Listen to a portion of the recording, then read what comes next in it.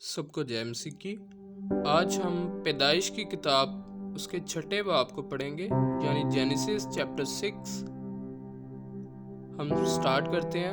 اس کا جو ٹاپک ہے ہمارے پاس وہ ہے انسان کی بدی، ٹھیک ہے، اور ہم اسے سٹارٹ کرتے ہیں۔ پیدائش کی کتاب اس کے 6 باب سے، جب روئے زمین پر آدمی بہت بڑھنے لگے اور ان کی بیٹیاں پیدا ہوئیں، یہ نہیں لکھا بیٹے، لکھا ہے بیٹیاں پیدا ہوئیں، تو خدا کے بیٹوں نے آدمی کی بیٹیوں کو دیکھا، یعنی انسان کی آدمی کی بیٹیوں کو دیکھا کہ وہ خوبصورت ہیں، اور جن کو انہوں نے چنا ان سے بیاہ کر لیا، یعنی شادی کر لی۔ تب خداوند نے ان سے کہا کہ میری روح انسان کے ساتھ ہمیشہ مزاحمت نہ کرتی رہے گی، کیونکہ وہ بھی تو بشر ہے۔ تو بھی اس کی عمر 120 برس کی ہو گئی۔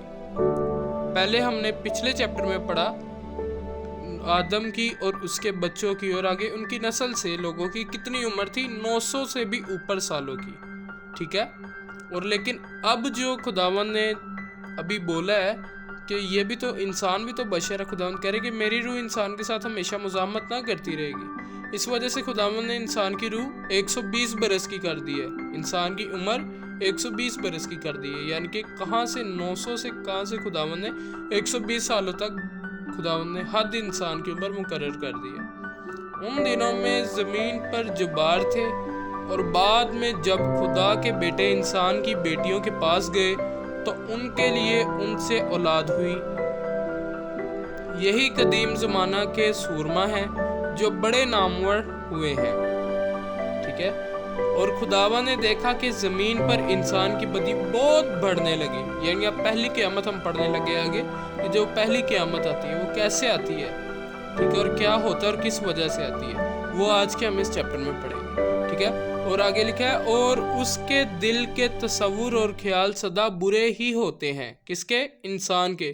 خداوند نے دیکھا ہے کہ انسان کے دل اور تصور، جو اس کے دلی خیال ہیں انسان کے، اور جو اس کے تصور ہیں، جو اس کی سوچ وچار ہیں، خداوند کہہ رہے ہیں وہ تو ہمیشہ برے ہی ہوتے ہیں۔ تب خداوند زمین پر انسان کو پیدا کرنے سے معلول ہوا اور دل میں غم کیا، اور خداوند نے کہا، لکھا ہے کہ خداوند نے غم کیا، ٹھیک ہے، اور آگے لکھا ہے اور خداوند نے کہا کہ میں انسان کو جسے میں نے پیدا کیا روئے زمین پر سے مٹا ڈالوں گا، یعنی اب پہلی قیامت آنے لگی ہے، اور خداوند نے بولا کہ میں زمین پر سے انسان کو مٹا ڈالوں گا، انسان سے لے کر حیوان اور رینگنے والے جاندار اور ہوا کے پرندوں تک، کیونکہ خداوند کہہ رہے کہ میں ان کے بنانے سے معلول ہوں، مگر نوح خداوند کی نظر میں مقبول ہوا۔ اب اس وقت پوری دنیا میں جتنے بھی لوگ تھے ان میں سے صرف ایک بندہ خداوند کو مقبول ہوا، خداوند کی نظر میں مقبول ہوا، کون؟ نوح۔ اب نوح نے کیا کیا تھا؟ اب وہ بھی ہم پڑھتے ہیں۔ نوح کس وجہ سے مقبول ہوا؟ کیونکہ وہ بندگی کرنے والا تھا، خداوند کے احکامات پر خداوند کے مطابق زندگی بسر کرنے والا تھا، خداوند کے حکموں کو ماننے والا تھا، وہ خداوند کی بندگی کرنے والا تھا، پریئر کرنے والا تھا، ٹھیک ہے۔ یہ ہم آگے پڑھتے ہیں۔ آگے لکھا نوح کا نسب نامہ یہ ہے، نوح مرد راست باز اور اپنے زمانہ کے لوگوں میں بے عیب تھا۔ کیا لکھا ہے؟ مرد راست باز، یعنی جو خداوند، راست باز کا مطلب ہے جو خداوند کی راہ پر چلتے ہیں، خداوند کی بندگی کرتے ہیں، ٹھیک ہے، خداوند کے احکامات کو مانتے ہیں، اور جیسا خداوند چاہتے ہیں ویسا ہی وہ کرتے ہیں، ٹھیک ہے۔ اور اپنے زمانہ کے لوگوں میں بے عیب تھا، یعنی اس میں کوئی عیب نہیں تھا اس وقت کے زمانے کے لوگوں میں۔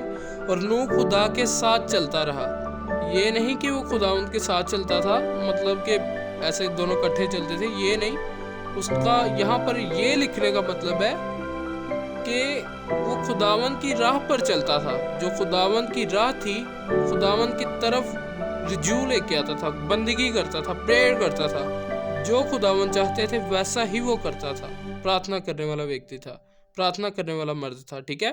اور اس سے 3 بیٹے سیم، حام اور یافت پیدا ہوئے، پر زمین خدا کے آگے ناراض ہو گئی تھی اور وہ ظلم سے بھری تھی، اور خدا نے زمین پر نظر کی اور دیکھا کہ وہ ناراض ہو گئی ہے، کیونکہ ہر بشر نے زمین پر اپنا طریقہ بگاڑ لیا تھا۔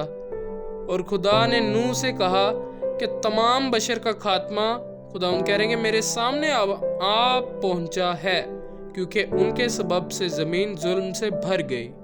سو دیکھ، خداوند کہہ رہے ہیں کہ میں زمین سمیت ان کو ہلاک کروں گا۔ تو گوپھر کی لکڑی کی ایک کشتی اپنے لیے بنا۔ اب خداوند کہہ رہے کہ تو گوپھر کی لکڑی کی ایک کشتی اپنے لیے بنا، اس کشتی میں کوٹھڑیاں تیار کرنا اور اس کے اندر اور باہر رال لگانا۔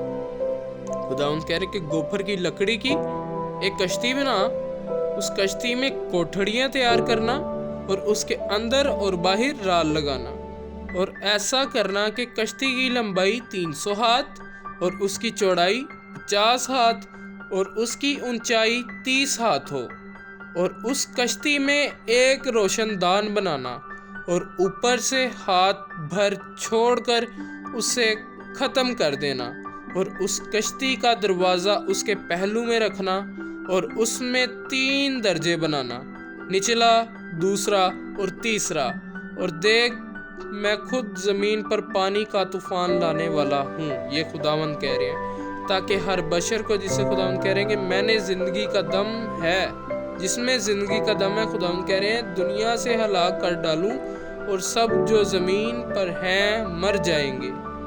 پر تیرے ساتھ خداوند کہہ رہے کہ میں اپنا عہد قائم کروں گا، اور تو کشتی میں جانا، تو اور تیرے ساتھ تیرے بیٹے، تیری بیوی اور تیرے بیٹوں کی بیویاں اور جانوروں کی ہر قسم میں سے 2 اپنے ساتھ کشتی میں لے لینا۔ کیا لکھا ہے؟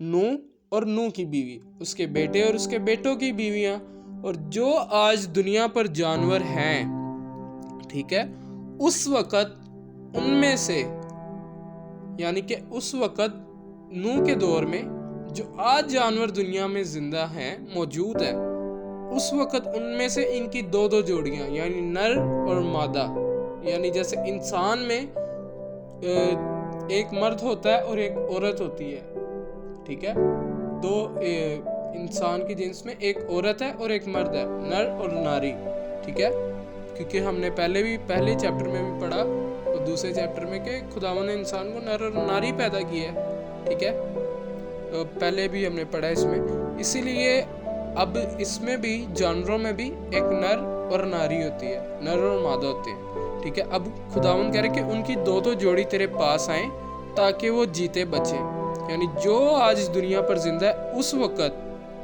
یعنی جتنے جانور آج دنیا پر زندہ ہیں اس وقت نوح کے ساتھ کشتی میں ان کی 2 جوڑیاں، ایک نر اور ایک مادہ، ٹھیک ہے، اور وہ اس وقت کشتی پر موجود تھے، جس کی وجہ سے آج ان کی نسل موجود ہے دنیا میں۔ اور خداوند کہہ رہے ہیں اور تو ہر طرح کی کھانے کی چیز لے کر اپنے پاس جمع کر لینا، کیونکہ یہی تیرے اور ان کے کھانے کو ہوگا، ٹھیک ہے، یعنی جانوروں کے اور نوح کے کھانے کو اور نوح کی فیملی کے کھانے کو ہوگا۔ اور نوح نے یوں ہی کیا جیسا خدا نے اسے حکم دیا تھا، ویسا ہی عمل کیا۔ پاک کلام کے پڑھے اور سنے جانے پر خدا ان کی خاص برکت ہو، خدا ان کا شکر ہو، آمین۔ اچھا، ہم نے لاسٹ میں ایک لائن پڑھی ہے کہ جیسا خدا نے اسے حکم دیا تھا ویسا ہی عمل کیا، ٹھیک ہے۔ اب بات یہ ہے کہ ہمیں بھی جو خداوند حکم دیتے ہیں اس پر عمل کرنا ہے۔ خداوند کا پاک کلام ہمیں کیا حکم دیتا ہے؟ کیونکہ ابتدا میں کلام تھا اور کلام خدا کے ساتھ تھا اور خدا خود کلام تھا اور یہی خدا کے ساتھ تھا، ہلیلویہ۔ اب دیکھو خداوند اپنے پاک کلام کے ذریعے، حالانکہ اتنی باتیں پاک کلام میں نہیں لکھی ہیں جو جتنی ہونی چاہیے، اگر وہ ساری باتیں لکھی جاتی تو میں نہیں، بڑے بھی کہتے ہیں کہ پاک کلام دنیا میں رکھنے کی جگہ نہیں ہوتی۔ یہ ابھی بھی ہمیں دیکھو کتنا ابھی بھی باتیں ہر ایک کی زندگی سے جو پاک کلام کے اندر ہے، تھوڑی تھوڑی باتیں لکھی ہیں، لیکن اس سے خداوند ہمیں کتنا زیادہ سبق دیتے ہیں۔ تو سوچو اگر ان کی پوری طرز زندگی پر خداوند ہمیں کلام بتاتے تو کتنا کیا پاک کلام رکھا جانا تھا۔